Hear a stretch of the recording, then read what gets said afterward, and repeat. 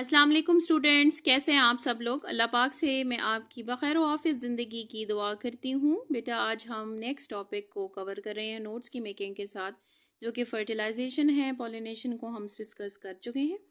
अल्लाह पाक का बबरकत नाम लेते हुए नबी पाक सल्लल्लाहु अलैहि वसल्लम पर दुरूद पाक पढ़ते हुए मैं अपने टॉपिक को कवर करूँगी। सल्लल्लाहु अला मुहम्मद सल्लल्लाहु अलैहि वसल्लम।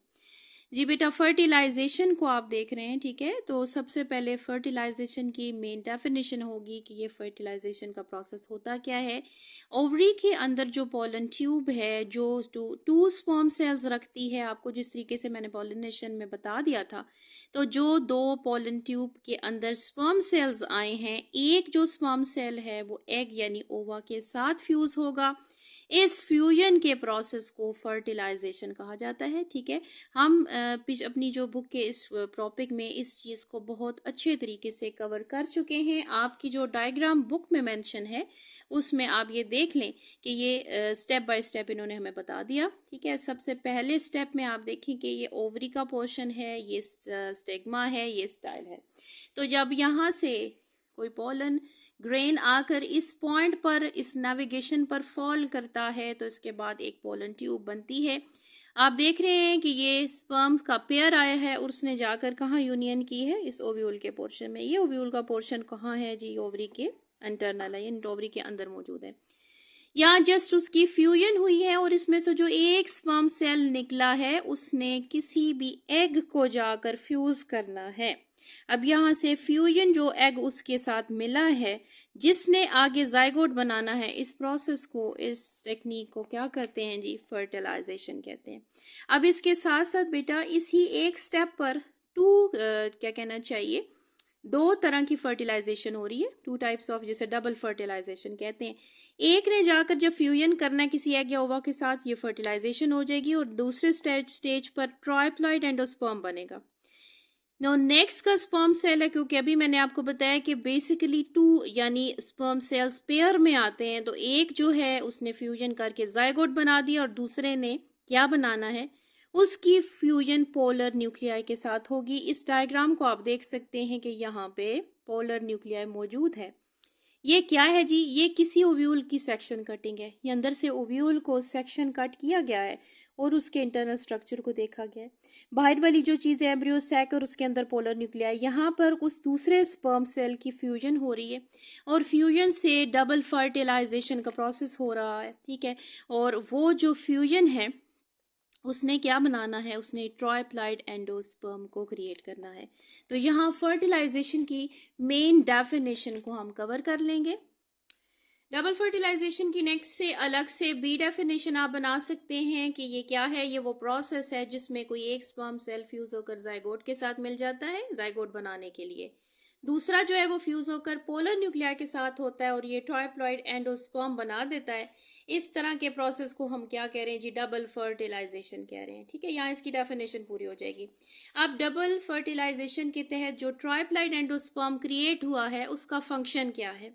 ये triploid endosperm basically food provide करेगा, किसको, एम्ब्रियो को। व्हाट इज एम्ब्रियो, जो सीड की जो क्या कहना चाहिए फॉर्मेशन में इन्वॉल्व होगा, ये स्टोर्ड फूड लेकर आएगा और ये फिर जब सीड्स जर्मिनेट होते हैं तो उनके लिए स्टोर्ड फूड का काम करता है।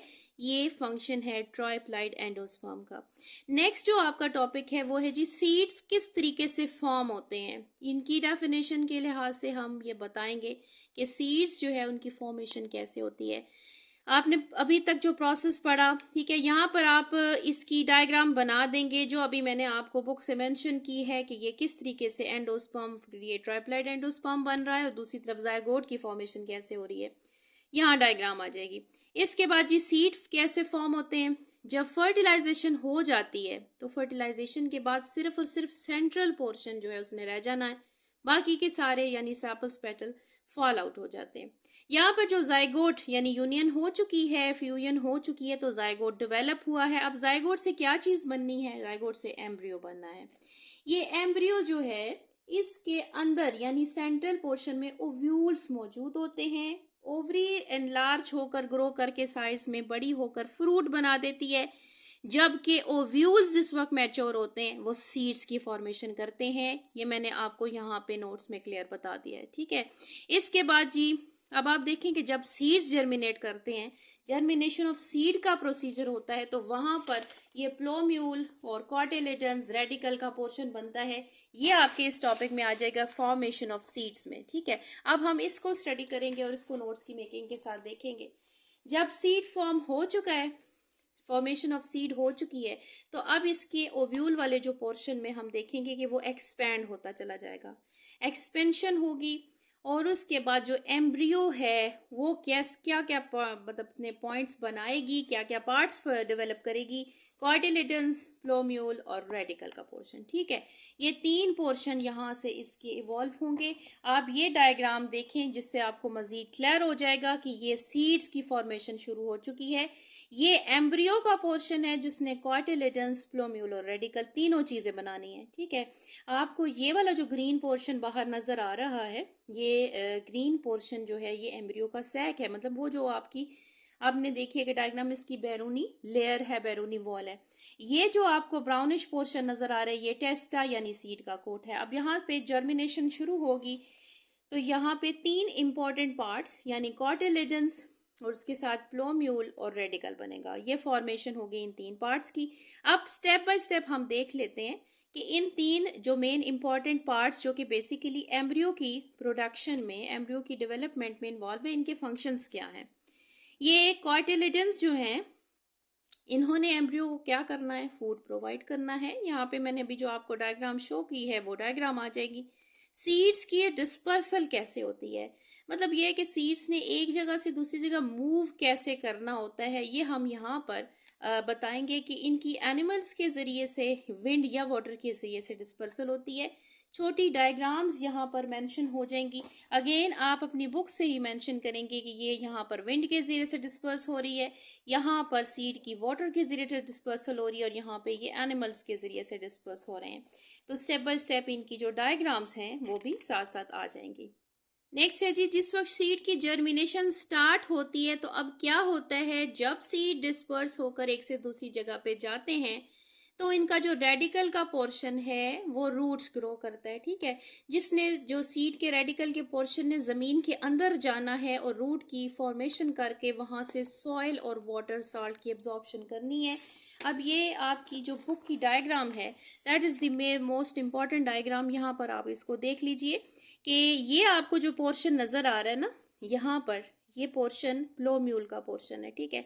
इसमें 2 चीजें निकल रही हैं जिसको एपिकोटाइल और हाइपोकोटाइल कह रहे हैं। इसके बाद आप नीचे एक लॉन्ग सी ट्यूब लाइक ग्रीन कलर की देख रहे हैं, ये रेडिकल है। ये रेडिकल के पोर्शन ही की ज्वाइनिंग किसके साथ, प्लोम्यूल के साथ हुई हुई है।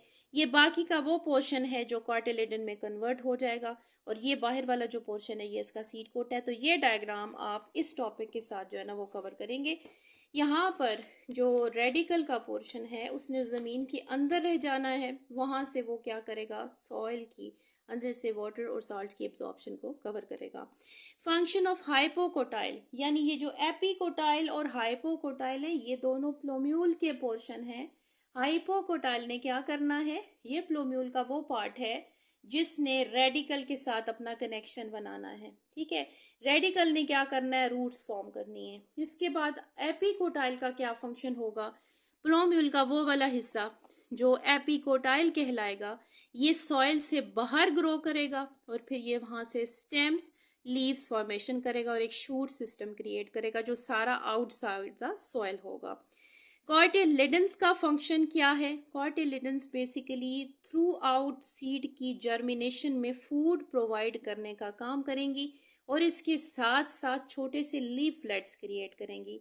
ये कॉटिलेडन्स हैं, ठीक है, जो इन दोनों यानी एपिकोटाइल, हाइपोकोटाइल, प्लोम्यूल रेडिकल के पोर्शन के अलावा जो पोर्शन है सीड का वो कॉटिलेडन है, ठीक है। जो कॉटिलेडन का पोर्शन है उसका काम क्या है, ये आपको नजर आ रहा है कि ये कॉटिलेडन है, ठीक है। ये कॉटिलेडन का सारा पोर्शन है। उसके बाद बाहर की तरफ सीड कोट है। इसने क्या करना है, इसने लीफलेट क्रिएट करने हैं। जो पहले स्टेप में छोटे छोटे लीव्स आपको नजर आते हैं ये लीफलेट्स कॉटिलेडन्स क्रिएट करती हैं और इसके बाद जब छोटे लीव्स मैच्योर होते हैं, साइज में ग्रो करते हैं, तो इसके बाद मज़ीद लीव्स प्रोड्यूस होते हैं और आहिस्ता आहिस्ता जो पूरा प्लांट है वो बनना शुरू हो जाता है और फर्दर जो है वो ग्रो करता है। इसके बाद यही जो डायग्राम मैंने आपको अभी बताई वो आप इसकी डायग्राम 2.7 मेंशन करेंगे। आज के टॉपिक को हमने पूरे तरीके से नोट्स की सूरत में कवर कर लिया है। ये हमारे सेक्सुअल रिप्रोडक्शन के स्टेप्स थे। नेक्स्ट लेक्चर में इंशाल्लाह प्रोपेगेशन के बारे में, उसकी नोट्स मेकिंग के बारे में मॉडल की सूरत में मैं आपको समझाऊंगी और आपके कॉन्सेप्ट्स को क्लियर करने की कोशिश करूंगी। नेक्स्ट लेक्चर के तक के लिए आपसे इजाज़त चाहूंगी। अल्लाह हाफिज़।